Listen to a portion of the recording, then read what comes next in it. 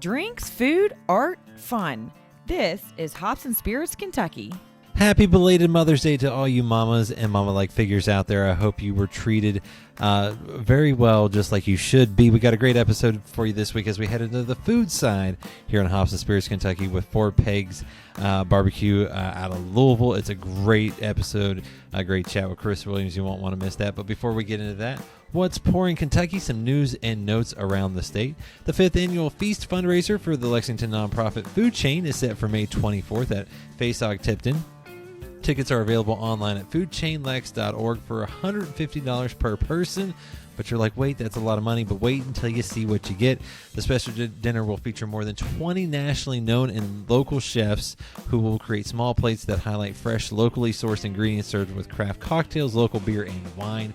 The event, which stands for Food Equality and Access Sustains Tomorrow, was launched in 2017, which helped FoodChain build their kitchen. FoodChain has provided nearly 700,000 scratch-made free to the consumer meals over the past few years. You can see the full lineup of these amazing chefs at foodchainlex.org. A 12,000 square foot brewery, taproom, and 6-court pickleball facility is coming to Florence in northern Kentucky. Titled the Pickleball Ranch at FBC, short for Freedom Brewing Company, the complex is going to feature the first brewery in Florence and will sit on a 4-acre parcel of land on Freedom Way directly behind Thomas More Stadium, which is the home of the Florence Yalls. The facility is expected to open in the spring of 2024, according to a press release. Kyros Brewing is now officially open for beers in Louisville, located at 2425 Portland Avenue in the back of Farm to Fork Catering. Kyros Beer Garden is open Friday from 4 to 10 and Saturday from 3 to 10. To get to the beer garden, go down the brick alleyway on Tyler Avenue. Street parking is available on Portland Avenue or 25th Street. And other hoppy news, we're in the midst of Lexington Craft Beer Week. It runs through Sunday, May 21st. Visit lexbeerscene.com/LCBW to see all the events and special releases, because trust me, there are plenty of them. And Buzzard's Roost Whiskey Row Experience, say that 10 times fast, has officially cut the ribbon on its micro-distillery bar and retail shop at 624 West Main Street. The experience offers cocktail classes and tours, as well as education on its secondary maturation process or cask finishing. Also, the owners of Equus Run Vineyards in Midway have announced the opening of its new venture, Saddlestone Distillery. The distillery sits alongside the vineyard on 38 acres and produces craft brandy and agave spirits. So a lot going on here around Kentucky. Up next, though, is our Q&A with Chris Williams, the executive chef, pitmaster, and owner of Four Pegs in Louisville. Enjoy. Remember to check out Hops and Spirits on social media at Hop Spirits, all one word, on Instagram, TikTok, Facebook, and Twitter. You can also find Hops and Spirits on YouTube and at hopspirits.com. Joining us here for our conversation this week, he's the executive chef, pitmaster, and owner of Four Pegs in Louisville. Welcome in, Chris Williams. Thank you. Great to be here. Well, I appreciate you taking some time. I know you're a busy guy, so I guess I'll just hop right into some things. Tell us a little bit about yourself, just the Cliff Notes, because I've got some good questions to ask. Born and raised in Louisville. Been at Four Pegs for about 4 years now. Been in the business for myself for about 11 years now. Got a wife and an 8-year-old son, Fitz, and that's pretty much me. Well, I was going to say, how do you balance restaurant life and family life? Because I don't feel like those two ever want to line up perfectly. You know, kids' events happen in the evening. Normally, dinner time is a good busy time. And then with barbecue, you got to get up early. Yeah, it's definitely a very fine balancing act. Unfortunately, I do miss a lot of time with my family, but they're very, very understanding. We have a lot of help from my grandparents, and we just try our best to make it work and make the best of the time that we do have. Well, that's sometimes all you can do now.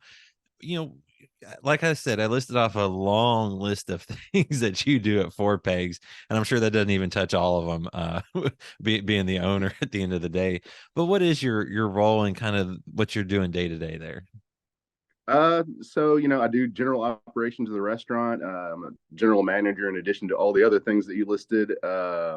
And I smoke all the meats, make sure we got staffing, make sure everybody knows what's going on, come up with specials.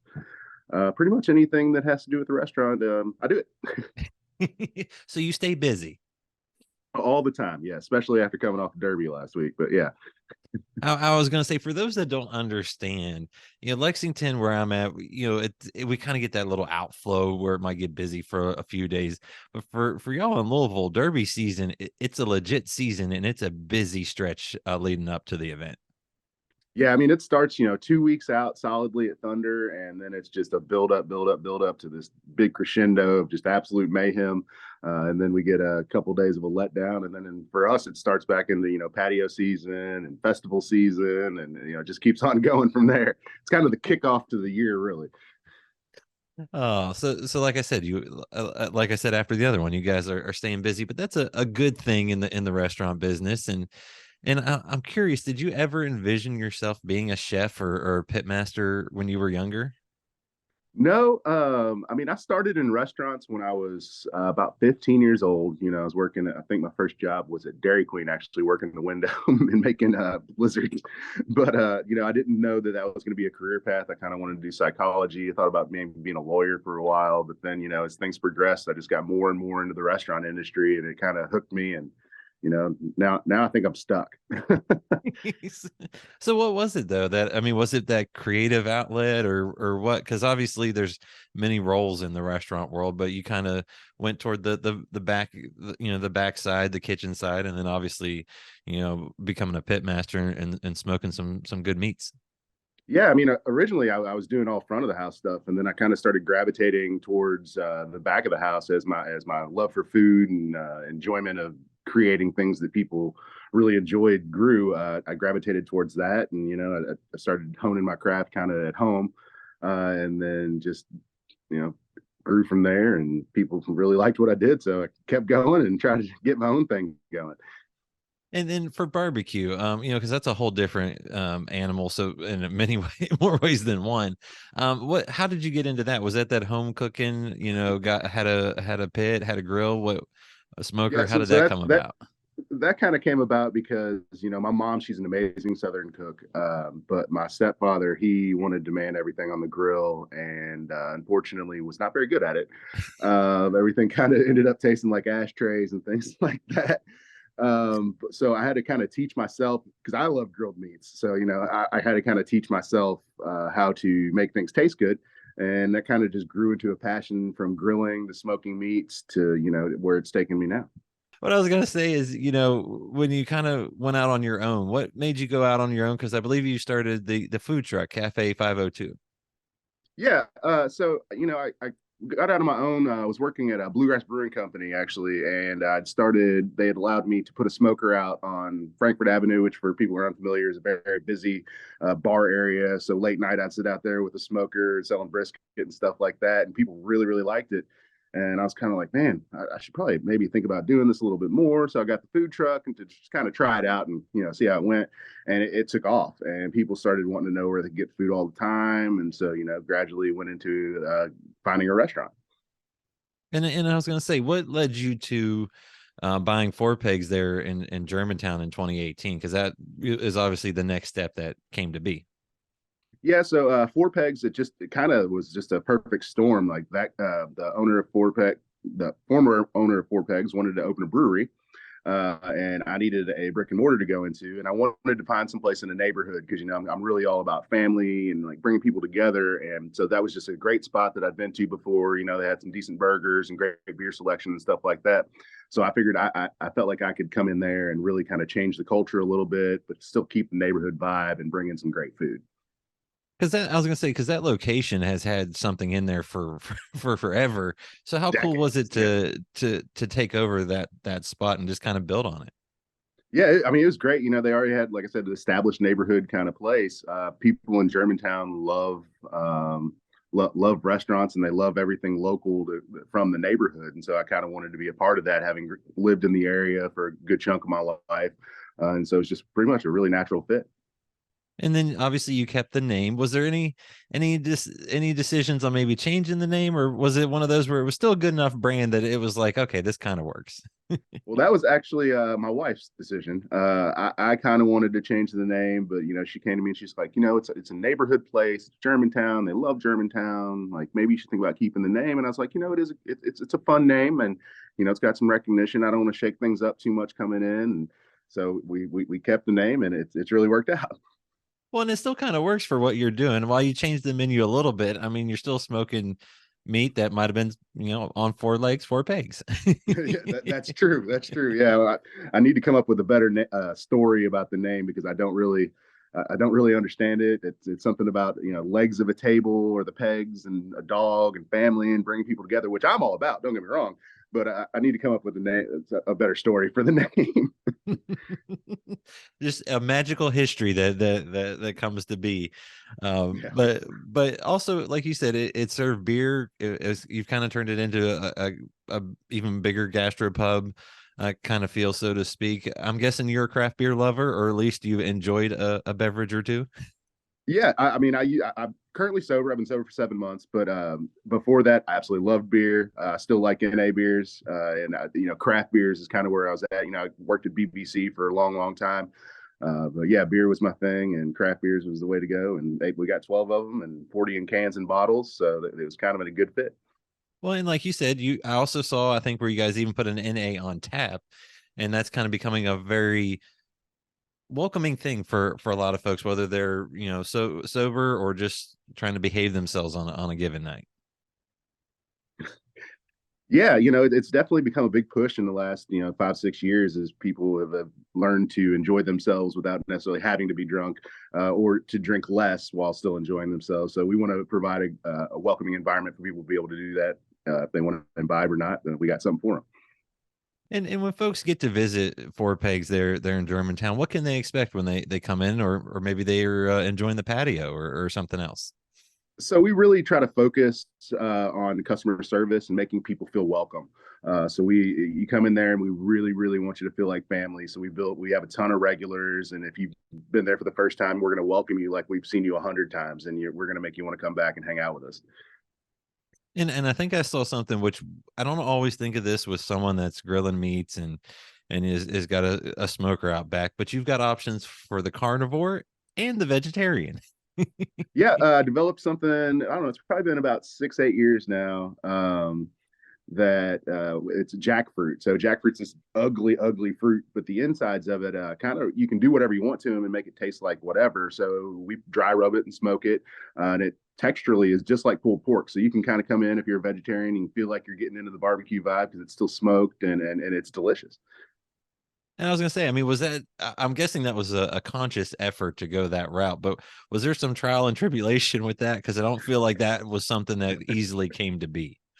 Yeah, I knew I wanted to do something. I started with like just kind of trying to smoke mushrooms and things like that, like heartier things. And then I discovered jackfruit, and it really doesn't taste like much. It's got a slight sweet flavor by itself.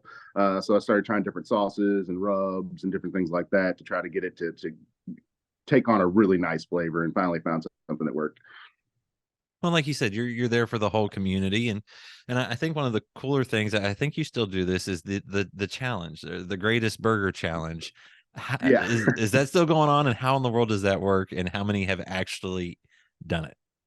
So I think the record is currently 121 and two. So only two people have finished it. It's named after Muhammad Ali, a huge idol of mine. We actually have a room in the restaurant where you go in there, and there's all kinds of prints and things of Muhammad Ali. But the Rumble in the Jungle lasted 24 minutes. So that's how long people had to finish this sandwich. It's about 5 pounds of food once it's all put together. It's essentially, yeah, pretty much everything on the menu is on the sandwich, and we have a whole playlist for it. It's just a good time when people come in and give it a try. But the only two people who have finished it are competitive eaters, and nobody else has really come too terribly close. So you need to have an appetite and maybe do a Yes. little work beforehand. Yeah, come ready. Yeah, you got to prep for that one. And you've also talked about the being part of the community there, and I know that's something that it's not just being part of the community, but giving back to the community, whether that's through some fundraiser events, being part of different local organizations. Why is that so important to you too, to go beyond maybe just the community vibe, but truly be part of the community? I love people is like my biggest passion, is just people, and taking care of people and helping and giving back as much as possible. Through COVID, we gave out during the shutdown, we gave out a couple thousand meals to people who just needed some help. And then to me, it's like, if I've got something to give, I'm going to give it. That's just the way I was raised. My mom's the same way. And so it's just really, really important to give back to the community that takes care of us. Well, like I said, you've done some really cool events, and I think the community has always been appreciative and turned out, I think, even at times more than you expected. I forget which one it was, whether it was the tornado or something like that. You get a couple restaurants put out a call, and then next thing you know, you guys were like overwhelmed with donations. Yeah, we ended up taking, I think it was like 2 box trucks and a semi down there with the tornadoes in Western Kentucky. But I mean, those folks really, really needed it, and I was so happy with the turnout that people came and brought so many things that we were able to take down there and help out. And obviously, as you've mentioned, you've been in the industry for a few years. I'll just say that, a few years. But the industry's obviously changed over that time, especially post COVID, as things have kind of gone a little haywire and things have been difficult. What's it like being in the food industry these days? It's really different. When I was younger, people had a general different attitude about work. I'm not going to say it's good or bad either way, but now it's harder to find people who want to put in the amount of work that it takes to be in a restaurant business. People want to work shorter shifts and want easier things going on, and it's hard balancing that.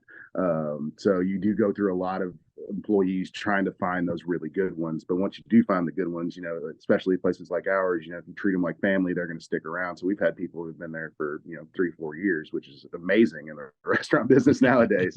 But I mean, outside of that, food costs have gone all over the place, product shortages. It's just been a like navigating through the ocean trying to figure out the next path to get through things. And that's when sometimes you just want to tell folks, have some patience. We'll get you some good food and a good drink. Yeah, exactly. But it never easy running any business, especially these days. Now, I know you have fun too, and because of those good employees, I think you're allowed to have a little extra fun. Any more competitions coming up you're going to try to win? Any more Food Network appearances? Anything like that? I mean, we got the chili cook-off coming up in September. I mean, I got a show coming. I'm on a show that's coming out in July on the Food Network, and I mean, if they call me, I'm more than happy to go back on there and try something else. Yeah, I'm going to apply to a couple shows, a couple pitmaster shows, and just kind of see what happens. I love competing, and I love getting out there and talking to people. So we'll see what happens. I was going to say, how much fun is it that you're able to do that and kind of, one, not only show off your skills, but two, show off Louisville, and then kind of what your restaurant family can really do? Oh, I mean, it's great. I'm so passionate about food, getting out there and being able to share that with people, but also, taking the time to be with people who I don't necessarily see from out of town and things like that also do the same thing. I'm trying to learn from them. There's so much you can learn from other people in this industry, and you should never, ever stop trying to learn, because when you do, you get stagnant. But it's just fun to talk food with people. And I guess my last question for you is what's next for you and maybe for Four Pegs? Is it just still keeping the food truck and the restaurant and seeing where it goes, or any other fun things that you can talk about? Well, we have the stands at Lynn Family Stadium and at the Louisville Slugger Stadium right now. I'm going to probably try to coast through the rest of the year and try to get into some other stadiums and things like that. Maybe try to do something out at Fort Knox. I don't necessarily have the desire to open another restaurant at the moment. I've always said that if I do, it's going to be called Four Pegs, just winging it. We're only going to sell wings and fries, and it will be a drive-through situation. We're not going to have any dine-in. You just pull up to a window, get your wings and fries, and on you go. I love it. I love that idea, and hopefully maybe down the road that'll happen. But Chris, I appreciate you sharing your story with me, talking a little barbecue. And I like I said, folks, if you can, head out to Four Pegs over there in Germantown and give it a try, because I think you're going to find some good food. I appreciate you. It's great talking to you. Find more from Hops and Spirits at hopspirits.com. Thanks, everybody. Bye.